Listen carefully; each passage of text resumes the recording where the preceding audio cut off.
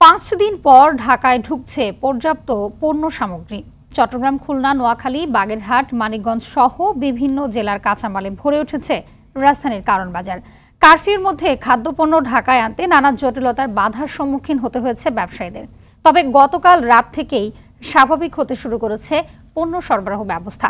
এতে কাঁচামালের দাম কমে আসবে বলে জানিয়েছেন ব্যবসায়ীরা। বিস্তারিত সুফিয়ান ফারাবির রিপোর্টে। এভাবেই শত শত ট্রাক খাদ্যপণ্য ঢুকছে রাজধানীর বৃহৎ পাইকারি বাজার কারওয়ান বাজারে। দেশের বিভিন্ন অঞ্চল থেকে আসছে নানা রকম শাক সবজি সহ নিত্য প্রয়োজনীয় কাঁচামাল। খাদ্যপণ্যবাহী ট্রাক চালকেরা বলছেন, বিভিন্ন বাহিনীর সহযোগিতায় নির্বিঘ্নে ঢাকায় পণ্য আনতে সক্ষম হয়েছেন তারা।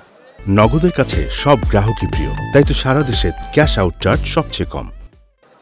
আমি কুষ্টাতে বেগুন নিয়ে আসছি, আর রাস্তা কেউ আমাকে আটকায় না, অন্য গাড়ি কি অবস্থা তা জানে না। আটকা রাখছে, এটা করছে, ড্রাইভার আসতে পারে না, রাস্তায় বহুত সমস্যা।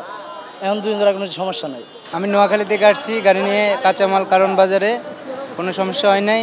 সেনাবাহিনী আছে, ওনারা খুব চেক দিয়ে গাড়ি পাঠাইছে।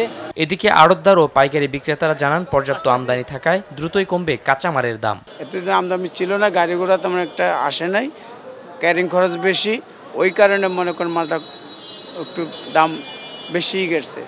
এখন আবার মাল যখন ঢুকা ধরছে, এখন পরিস্থিতি নিয়ন্ত্রণে স্বাভাবিক আসছে, না দামও নিয়ন্ত্রণে চলে আসছে।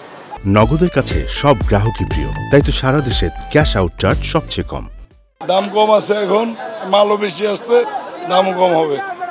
আজকে কমতে পারে, বাজার মালের আমদানি আছে, আজকে কমতে পারে।